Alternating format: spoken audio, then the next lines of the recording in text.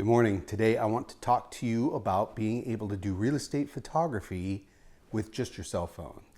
And so my name is Christopher. I've been doing architectural photography since about 2016, and I shoot 150,000 photos or more a year. Pretty confident in my ability to be able to do this. So confident, in fact, that I believe that I could take pictures with a cell phone and they would still be passable for real estate photography. The reason why I'm telling you this is because I would like you to be able to get into photography, and the quickest way you would be able to do it is with the equipment you already have, and that's probably a cell phone. So I'm going to grab my phone and I'm going to talk about the processes that we would use and what we're looking for. I've just got a S23 Ultra Galaxy here. I have an iPhone also. That's not really going to matter what kind of phone you use. The quality is going to be comparable on any newer phone. So you'll be able to get photos that are at least as good as or better than a real estate agent could do. And then I'm going to give you some tips and tricks on how to improve those images so that you have consistency and clarity in your images and be able to really take your pictures to a higher quality than what the agent would do. That's one benefit of you being able to do their photos. And then the second benefit would be that you're going to save them time. And that's really important to a real estate agent, to be able to save them time. Set your own prices. I would suggest a way of marketing yourself when you first get started. Say that you're taking a class on real estate photography, you're just getting into it. Offer to do a listing for them for free, and then tell them if they like the photos, they can buy them for, say, 50 bucks. In doing this, you'll be able to have access to lots of houses. You'll meet new real estate agents. Some of them will like your work. Some of them may not like your work. They might not pay $50 for your images. If they don't, then they'll have reasons for that. It might be that they already have a photographer and they don't need the images. It might be that they just do all of their own photos and again, they wouldn't need your images. But when they see how much time you're going to save them for such a small amount of money, some of them are going to want to utilize your services again. Make sure that they know that your prices aren't always going to be $50, that you're just charging this price while you're going through this class so that you can build up your own portfolio and get more agents so that you can get bigger jobs, and you're saving up to save money so that you can get the proper gear to be able to do the photos in the future that you would be able to do with a DSLR or mirrorless camera. We'll talk about that later. We'll talk about how to take the images with a full-size camera, how to purchase your first camera, how to expand your abilities to where you're offering more products such as video or drone. So those are things that we can talk about later. But for this, I just want to show the very basics, what we could do with a cell phone to be able to make a real estate agent's job faster and easier, and for you to be able to earn a little money on the side. So the first thing that I would want to do in going through the house, as soon as I'm either let in, or a lot of times the houses will be vacant, they won't even have any furniture, they'll just be empty. They might not even be swept. And most of the houses that a real estate agent would be willing to let a brand new photographer into are probably not going to be the nicest houses. But I call these the bread and butter houses because the agent doesn't want to spend their time on these houses either. So if you were to get 50 bucks per shoot and you had an agent offer you, or 5 agents offer you 1 shoot a week, then you're making $250 a week, and that's $1,000 a month. Not a bad little side gig if you're maybe in school or you work from home and you're just trying to make a little extra money. Then $1,000 a month is, a pretty good little chunk of change to put in your pocket. It's probably better than driving for GrubHub or doing Uber and all of the things that comes with that. So you'll be building your own business, you'll be building your portfolio, you'll be able to charge higher rates in the future, and you're building a skill that's going to be repeatable for future progress. So I'm going to show you how to use the phone, what we would do inside the house as soon as we're either let in or use the lockbox to let ourselves in, and what we're looking for, and some of the things that will straighten up around here. I haven't really done a lot of cleaning up. This house is not real estate ready, but a lot of the houses that we come across are not real estate ready. So that's going to be something that we're looking at. So I've got my phone here, and I just walked into this house, and one of the things is that most of the lights are off in this house. It's very dark. I don't know if you noticed. So what I would do is I would go through the entire house, and I would turn on all the lights, and then if I wanted drapes and curtains open, I would do that at this time also. A lot of times I don't want drapes and curtains open because the light is just blaring in through those windows, or in a case such as this, everything's covered by this couch, and it would be a lot of work to go through and open those up, and it's up to you. It's up to you how far you want to go in creating the right product for you and your clients. The other thing is that with the cell phone, you're not going to get the best what we call window pulls. And window pulls is how well you can see outside that window. If everything's wide open, those windows are going to be a very bright light. And this side of the living room, in this case, is going to be very dark. And then your contrast between the two is going to be more difficult to balance. And with just the small sensor that is on a cell phone, it's going to be harder to process those photos. In fact, we don't want to process the photos at all at this point because we're just using a cell phone. We've explained that to the agent already. We're being very, very authentic in letting them know, hey, we're just starting out, we're just learning this process, and we're just using cell phones to take pictures. So we're not getting into editing yet. And you can do a lot of editing from your cell phone, but what I'd like to do is I'd like to capture the images properly in camera first, and then work on editing later so that we can improve our product. But for right now, we're just looking at cell phone pictures. So I'm gonna turn on some lights, go through the house, make sure all the lights are on. I'll pause this while I'm doing that so you're not staring at a blank corner. And when I come back, all of the lights will be on, we'll be ready to go.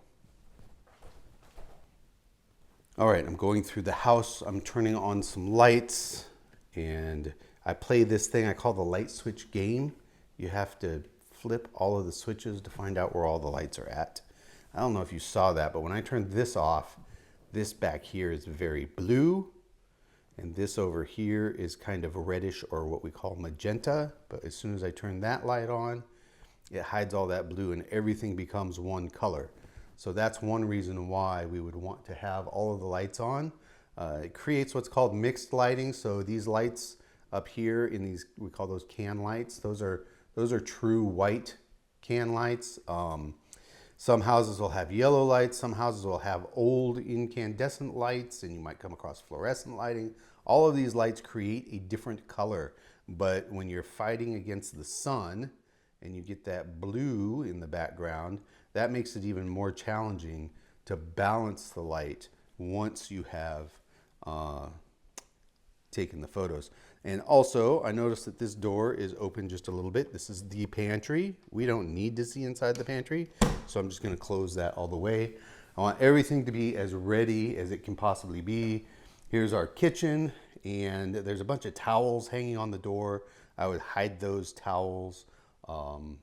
These rags over here that are on top of the sink, I would hide that. I would probably even hide the soap, everything like that. And it just takes a second. In fact, I don't even have to really hide them. I'm just gonna set them down here in the sink so that when I'm back here taking that picture, you won't even notice them. But these towels, I would probably just pull these off and set them down in here. And then when I'm finished, I'll set them back out. Or sometimes I might, if the agent is here, I might say, hey, I hid the towels in there, or I set them in the microwave, don't cook them. I wouldn't put them in the microwave. But anyway, just removing those towels from here, everything looks a lot better. And you'll notice if I come over this way, you can see my hat in the microwave right there. We want to watch for our reflections as we're moving around because we don't want to catch ourselves in the photo. And so I've got these lights on. I've got a little bathroom over here that we're going to talk about. This is the laundry we don't have to take pictures of the laundry, especially if it looks like that, unless the washer and dryer conveys, then it's not really necessary to shoot that. And then this little bathroom here, these are the most challenging bathrooms to shoot because the toilet is on that side and the sink is on that side. And also there's a great big mirror over the sink. So how do I take this picture without being caught in the photo? So that's another one of the challenges that we'll talk about. Let me come out here. That's as much as I'm gonna do for getting this house prepared. There is, see that? The light coming through here, reflecting off the floor is very blue. And all of the light coming in through those windows is blue. Master bedroom. If I turn this on, you will see that the fan is spinning. We don't want the fan spinning in our photos because they will just look like a big blur. And then master bath. We have a lot more area to choose from. If we're gonna come in here and shoot this, we could shoot this area here, show off the master bath a little bit without catching ourselves in the mirror or showing off the toilet. Like, we don't need a picture of the toilet. And so I'm gonna come over here. I have a little remote control. It's got a fan on it there. I have to search for these sometimes. And you can see those lights tell me that's full, third, half, 1/4, and off. So I'll turn that fan off. And by the time we get back in here, it will have slowed down. Also, in this case, this light, and I know this because it's mine, will adjust. The longer you hold that down, the brighter it gets. So it's much brighter now. I've brightened it up in here. If you're trying to balance a window pole with the light that's inside, this light that's outside is very bright and you're not going to be able to see what's going on outside from way over here when the room is this dark. So if I were to focus on this area over here, you'll notice that gets much brighter over there. I don't even have those tied open, particularly if, and this window will probably work better since the curtain is already open. So if I'm back here and I'm trying to balance the light for the dark areas, you see that window gets very bright, and that's going to happen when you're not shooting what we call HDR. And right now, talking about HDR is probably a little bit further than we want to go because we're just talking about taking cell phone pictures. So I'm going to take my phone, I'm going to set it up so that I can get the angle that I want. And I don't know if you can see that, but I have noticed that a lot of people shoot real estate looking square into the corner. And that is not a good look. Just remember, nobody puts baby in the corner, and then you'll be okay. So even right here, this is square into the corner. That is not the look that we're looking for. We want to be able to see 3 walls. And we do that by backing up or widening our shot. So if I'm looking on the phone here and I have got 3 walls in my shot, I can keep backing up until I get the shot that I want. I see that.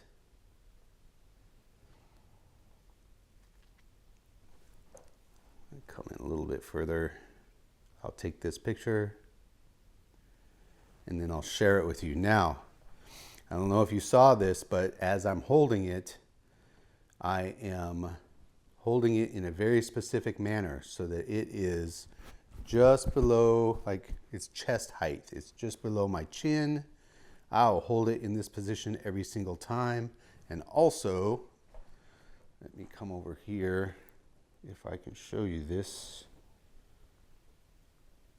Oh, can't see that close. Back this out. If you can see these grid lines here, that's what I use to tell if my photo is straight. I will line these grid lines up with edges of the walls, make sure that everything is nice and straight, and I always hold everything at the same level, and then I take the picture. Now, with the phone, one thing that you can do is you can hit 0.6 is as wide as this goes, and it's a little bit too wide, because you'll notice as we get to the edges of the frame that things start bending. We call that a barrel curve, and it's just because the lens is so wide that it's starting to distort the image. So I like to come in a little bit further, maybe 0.7 or 0.8, so that curve is gone, but I still have as wide of a frame as I can get. So right here, I'm at 0.8. I like being out that far so I can see the whole room. And again, with the curve, with the lines, bring this back over here. With the grid lines lined up the way I want them, I want to be able to see 3 walls, and I like this line on the left to be on that far corner. Let me get this where you can see it. There. That line on the left is on the far corner. That gives me the 3 walls that I want. I can move backwards or forwards to make sure that I've got everything in the shot that I need. I'll take that shot, and then I'll move around the house looking for shots just like that. So that would be a living room shot. I want to take maybe 2 or 3 shots of the living room. We've got a dining area over here. We've got the kitchen, there's only one. We've got the bathrooms. We've got the master bedroom. I'm not going to take you upstairs because my office is a mess and you don't need to see that, and we can do everything that we need to do from right down here. But I would want to take 2 or 3 shots of the living room. Now there's 2 styles of shots that we take. The most common shot is the one that I just showed you, where you have the 3 walls in the shot, but you angle one to where the corner of the room is on that far left or right grid line that is on your phone. The other shot that we might take, and I can square this up in the video here, is where we would take a single point of reference shot. And that means that I am looking straight into the room. So the ceiling and the floor go straight across the image, and the other 2 walls are straight up and down. The wall that's in front of me is perfectly centered in the frame. So I will be standing straight onto the room. I will still have my 0.8 zoom, and I'll take that shot, and it gives us a nice straight on image. Those nice straight on images are not as common as the ones with the 3 walls. You'll use them more often in a bathroom or in the kitchen, where you have a lot of cabinetry or something like that to look at, and you want to show that off. I would do a straight on shot to a fireplace. Maybe this bookshelf over here, if that was going to convey with the sale, but if it doesn't convey, that means that the new buyers are going to get it at closure. Then I wouldn't do that straight on shot for that. That would be the shots inside. Let's go look at the kitchen. For this kitchen here, because I can see through this area, I have a lot of room that I could move around and get different angles of the shot. One of the things we did was we moved some stuff down into here. Let's go ahead and put this down here too. Somebody left their water bottle here. We can lay that down in there. and the camera height is set to a point where you can't see inside the sink, but you also can't see the bottoms of the cabinets. So that's going to be the areas that you want your phone height to be at, so that you know what you're looking at when you come to visualize the shot that you want to take. So for this kitchen, I would take a shot from over there so that I can see the sink and the counter, and how you could set your stools up at the counter so it's like a little breakfast bar, and then you'll get the fridge and the stove. I would also do a straight on shot of the stove. My phone is falling asleep because I'm talking too much. There it is. And I would take that straight on of the stove. That gives me part of the sink over here. I did turn these to the side so that we'll get a better look on these when we do that straight on shot. If we were straight on to these also, it would just look like a straight pipe coming up. So I've got it angled off, in this case to the left. These angles match. And then when I do a straight on shot, you'll be able to see the curvature of that, which is much prettier. I'm gonna grab the video and then I'll walk around this way so that you can see this straight on shot that I'm talking about. I'll come back to where I can line up just the front of that breakfast bar. You can see the stool. I would actually turn this stool around so you're seeing the back of the stool. There's a bunch of stools over here. I'd probably line them up. It just depends on how far you want to go. So the back of the stool looks better, and I can see into the kitchen, and that's a nice square shot right there. All right, I will take a picture of that and then share that. And then this shot where this camera is, I'll move that over here, and it would look something like this. I'll notice that there's a little stool over here, boop, that's in my way. There's a garbage can that's open. This air fryer cord is in the way. There, got that garbage can closed. I'd probably move that little step ladder because it's easy, and move that little step stool over there because it's easy. And then I would take that shot. I could even go just off to the right and go all the way down so that people could see the entry as they're coming in. So either of those would be a decent shot. And over here would be the straight on shot for the stove. You want to focus on the kitchen a lot because the kitchen is a big selling point. There we go. We would have that shot.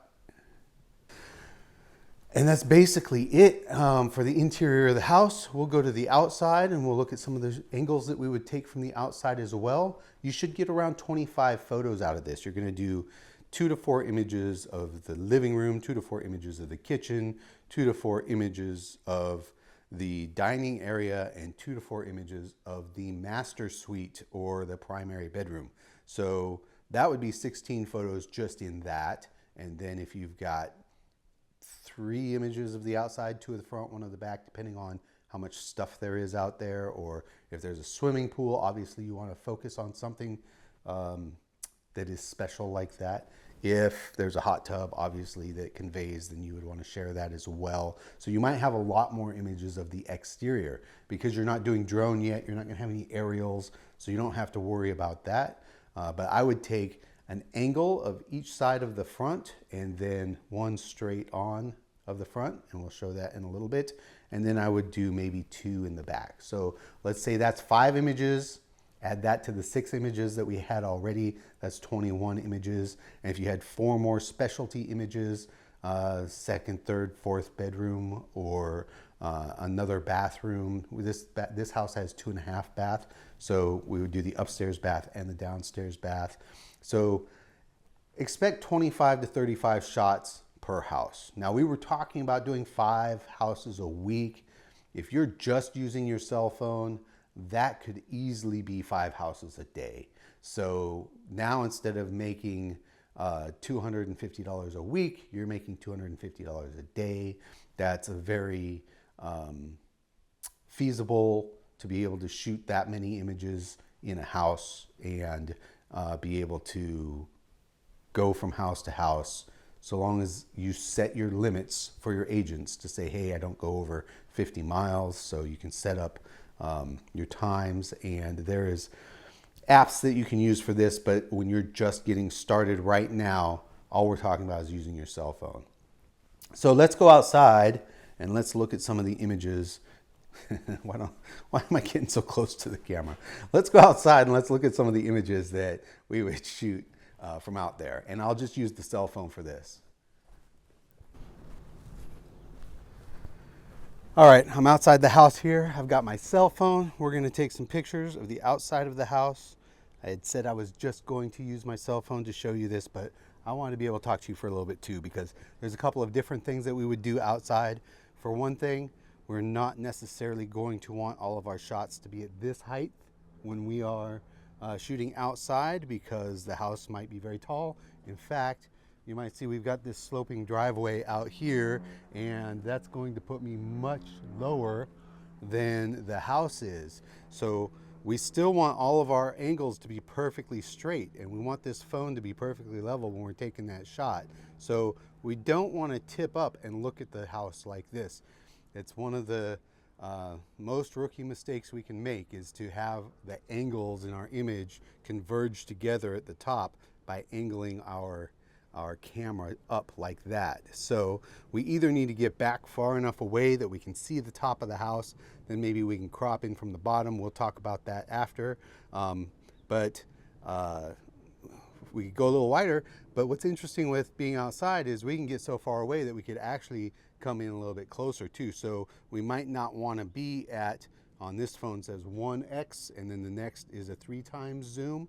That's really where I like to be when I'm shooting exterior photos. So instead of being at the 0.8 wide angle that we had for the interior of the house, we can actually come in a little bit, get rid of all of the curvature, that barrel curve that I was talking about earlier, and have a nice flat shot of the house by zooming in a little bit rather than by being as wide as we can possibly be. So what I'll do is I will go down to the road out here. Watch for cars, be careful.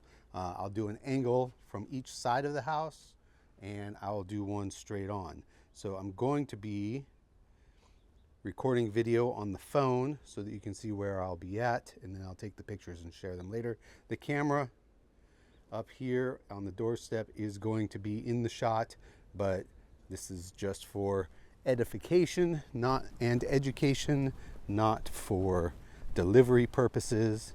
So if I'm at 1x right now and I have this phone this high and I'm just at the edge of the sidewalk, I cannot see the top of that house.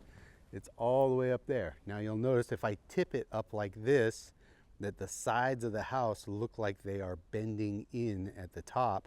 They are closer together than they are at the bottom. That's why we want this frame to be really perfectly flat. So if this was all the room I had, I could go out all the way, zoom out. Come on, you. Whoops, that's zooming in. I could zoom out. Oh, here it is. I had to stop the video so that I could zoom out. And you can see, I could just barely see the top of the house, just like that.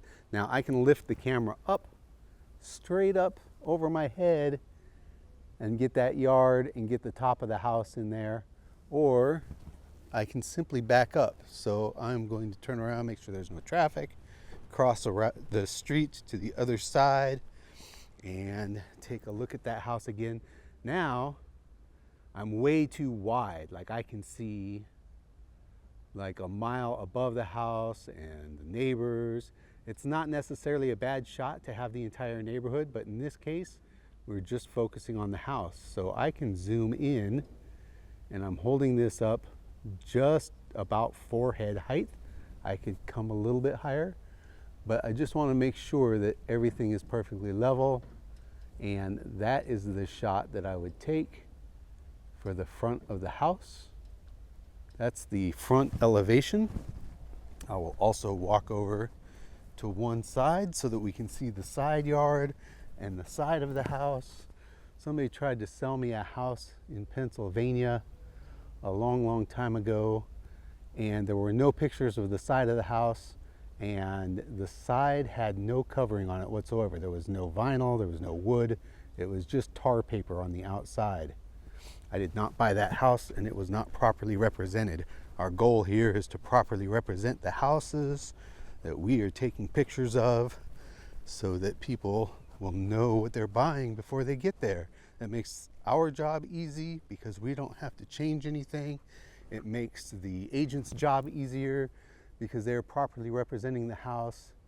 And also, if a house is not properly represented, then the agent might have to pay fees to the MLS system.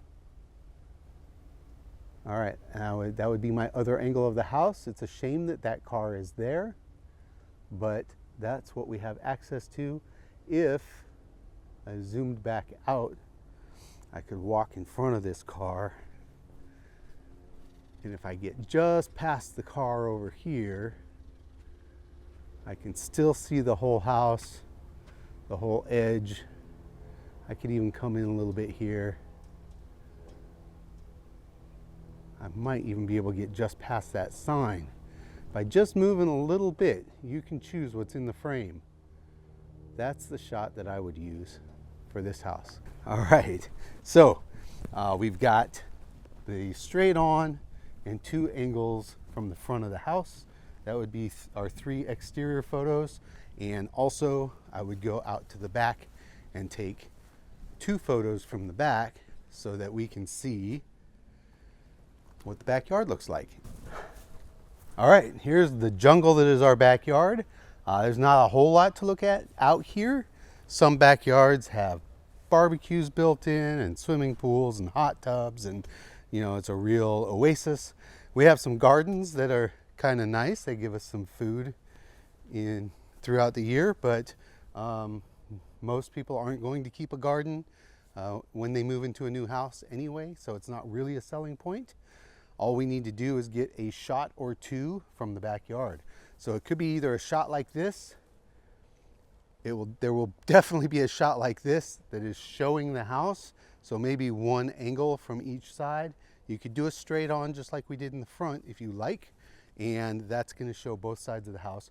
But you can see over here we have a side yard where the garbage cans are. That doesn't look super beautiful, but it's real, and that's where the garbage cans go.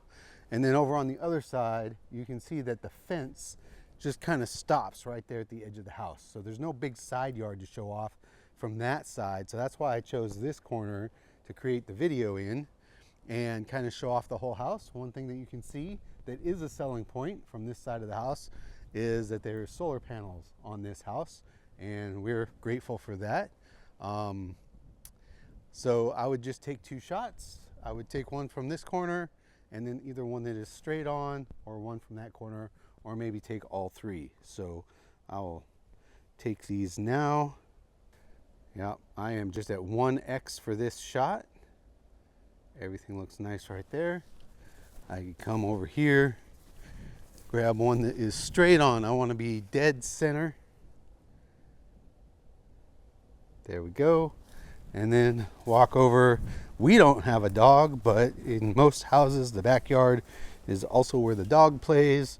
So watch your step as you're moving around. And now I will shoot video of this with the phone so you can see this angle from the video, and just take 1 shot from this area, walk over to the center of the yard, take 1 shot from dead center, and then walk over to the other edge and take 1 shot from the other side of the fence. And it would be as simple as that. So we've done 6 exterior shots. We've done maybe 12 interior shots. That's around 18. There's some other bedrooms in this particular house that I could grab, and there's some other bathrooms in this particular house that I could grab. So the number of shots would be closer to 25 to 35 for this house, and that's just right. So that's about what we want to deliver, is 25 to 35 images. I want to show you some tips now that you could use that will make your job faster and make your shots more consistent. So we'll go back inside and I'll show you what I'm talking about. First thing that is definitely going to make your job easier is a water container. Always keep water with you. Even if it's not hot outside, you need to drink water because we end up doing a lot of walking. We take a lot of steps. It's very good to stay hydrated. I'm gonna move that out of the way. So that should be a given. Take water with you everywhere you go. Now, you might be wondering why I didn't take pictures of the garage.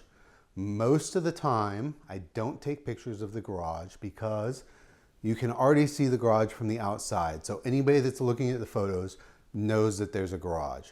Some agents might want you to take pictures of the garage, but I find that most people who are moving hide all of their stuff in the garage and they don't want people to see what's in there. So I don't take pictures of the garage unless there is a beautiful shop, a man cave, somebody turned it into an entertainment room or something to that effect, then obviously you want to take pictures of it. But if it's just an empty concrete garage with 4 walls or 3 walls and a door, nobody cares. You can tell from the outside it's a garage. So the one piece of equipment that I suggest that you invest in right away is a tripod.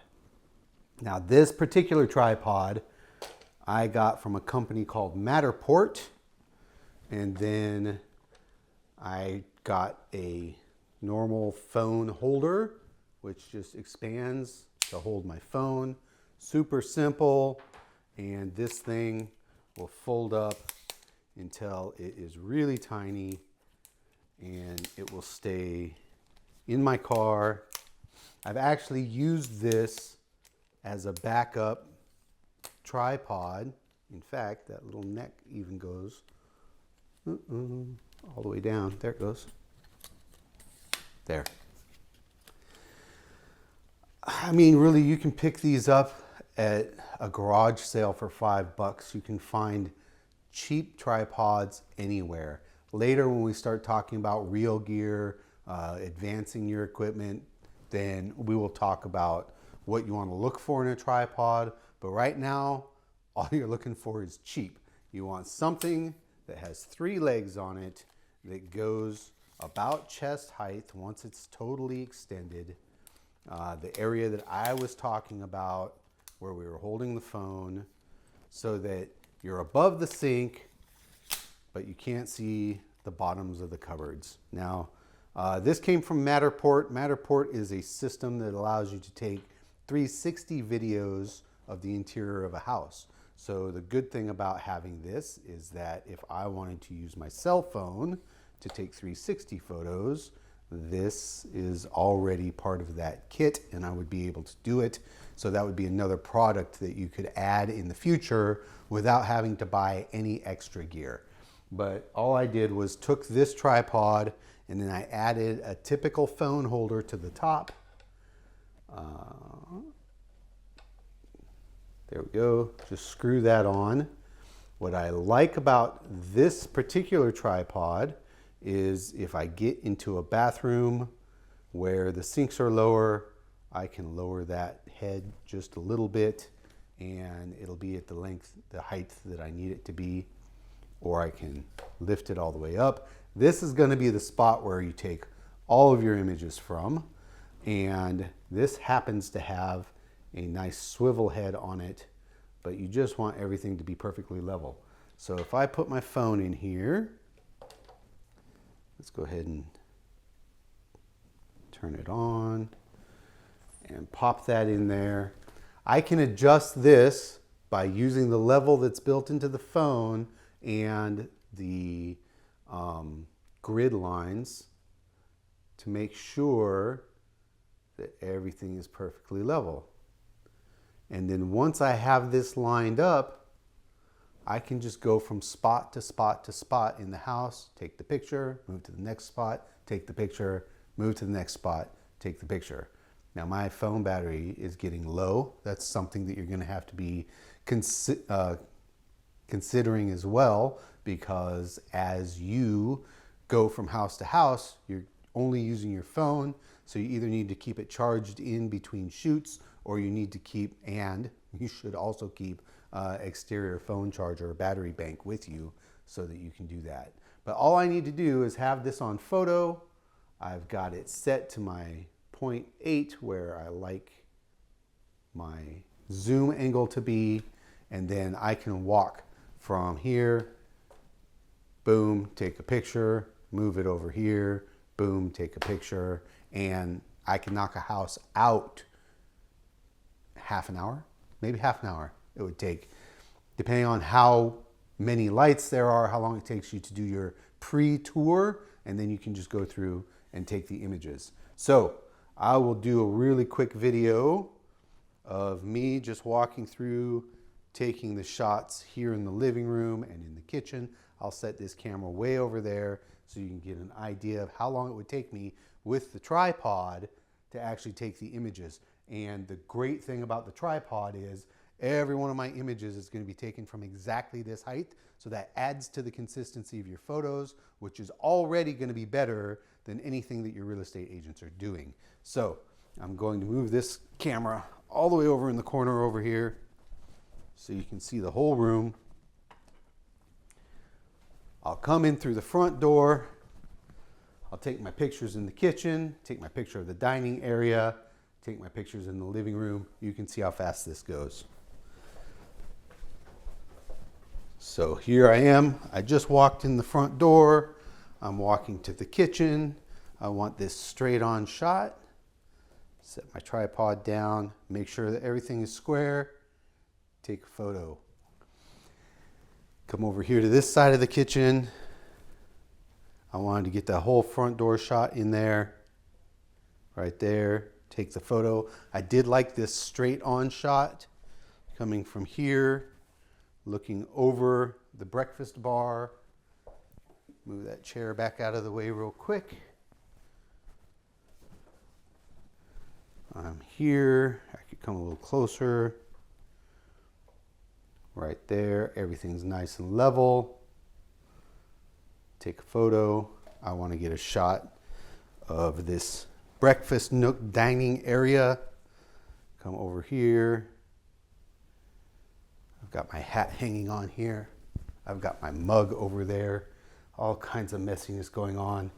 Come back over here so I can get the whole dining area from either this angle, because I took the picture of the kitchen from this angle, or I could move over to this angle and give it a whole new feel and show a different part of the house. I can see the stairs going up over there.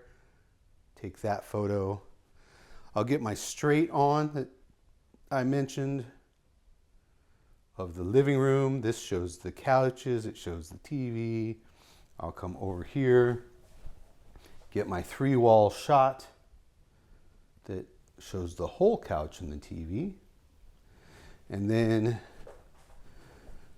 I would probably do this angle or a different corner as well, probably where the camera is over there. Maybe do straight onto the TV so that it'll show the hallway going into the bedroom. And I want to do a shot from this corner over here. You can't see me anymore.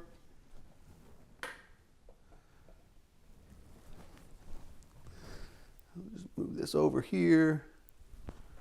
I would do a shot from here that shows everything going all the way down to show that open floor plan so you can see the dining area. If I move my phone this way a little bit, you can catch a part of the TV in there so that you know that we're in the living room looking down to the dining area, the kitchen, all the way down to the front entrance, and that shows the whole house.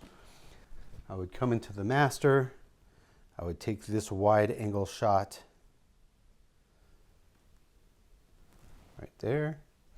If there's something cool, like a 4-poster bed or some built-in cabinets or something, then I would take the straight on shot here and I would come all the way over to this corner.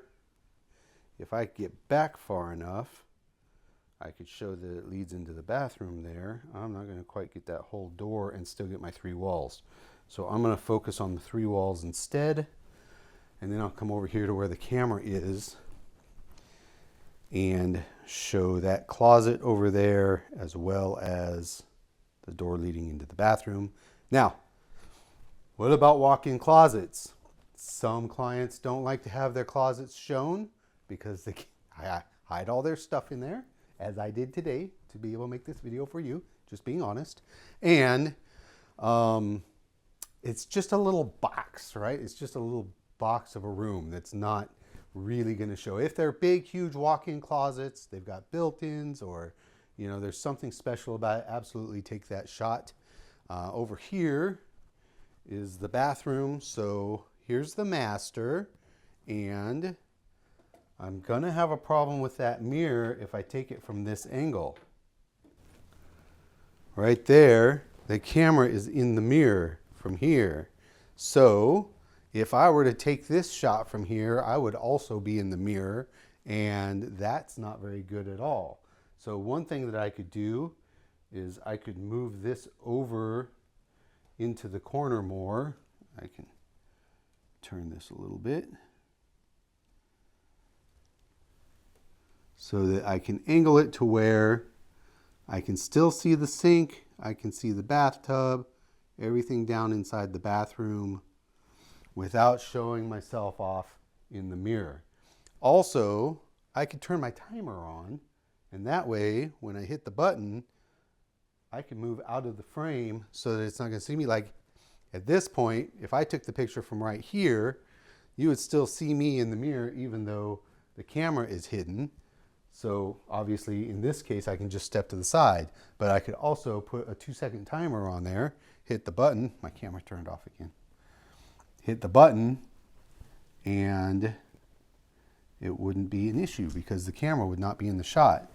You can lower the camera a little bit. That was one of the things that I was saying I liked about this tripod. I can lower that camera so it's below the level of the mirror. And then I could take the shot from right here, see that whole vanity, but I can't push that button unless I get way down here or I put my timer on. So that's what I would do. I would put the timer on. And I lost my level when I moved the frame, so I'll make sure everything is still square. My camera is actually hidden behind the water pick. You would be able to just see it, the top of it right here, if that's where I put the camera. So I'm hiding it behind this water pick. Sometimes there's plants. In fact, there is a plant in there, a fake plant, that I could move to hide the camera behind. But I'll take this shot. There it is, my messy counter. And if I wanted a shot of the bathtub, I could come over here and take that shot. And that's it. We got primary bath, we got kitchen, we got living room, we got exterior shots. It's pretty much a whole house. That's about how long it would take. So your walkthrough, make sure everything's ready to go. And then once everything's ready to go, you can just jam through it, and it's going to be much faster if you have the tripod already set up and ready to go. Now, what do you do if you find a spot? Well, you've got your head on here. If you find a spot that's not quite level, or there's a carpet on the floor that's setting your tripod off, you can either adjust the head, but that's going to mess it up for the rest of the house, or you can just flip open the lock on one of your legs, find the level, and then set it to where it needs to go. And then once you're done with that shot, you can extend it all the way back out again, move on to the next one. So just a couple of tips to help speed up your process. What I would like you to do is I would like you to go out and shoot your own house. Send me the images, tell me what problems you had, and then I'll be able to answer those problems for you to make it easier for the next one. Another thing that I have done is I've gone to open houses. I've told the agent, hey, I'm just learning how to do this. Would you mind if I just walked through? I won't bother anybody that's coming through, and you'll get to meet an agent They'll probably give you their card so you can contact them later and say, hey, here's the photos that I got. I tell them if it's an open house, I'll let you have the photos for free because they're doing me a favor. The law of reciprocity says that I should do them a favor as well. So I'll go to an open house. I'll say, hey, I'm just learning how to do this. Do you mind if I go through and take some pictures? It's an open house. One, they're probably not the agent that's listing the house, so they shouldn't mind. And two, because it's already an open house, they already have photos for it. They're not going to need your photos, but it is a good opportunity to meet agents and to add to your portfolio so that you can show other agents what it is you're able to do. That's it. That's everything that you can do with a cell phone to do real estate photography. I hope you get invested in this and start right away. I hope you're earning $50 minimum per session, and that pretty soon you're up to 5 a week or even 5 a day, and it's really going to make a difference in your life. So I'm looking forward to hearing from you about how that worked out for you, and I hope that you find it exciting and you want to learn and grow and learn more about photography and reach out to me, and I'm always happy to help. So God bless, and I'll see you in the next video where we're going to go onto a deeper dive. What's the next step from this setup that's going to help you get better and help improve your photos? And we'll probably get into a little bit of editing.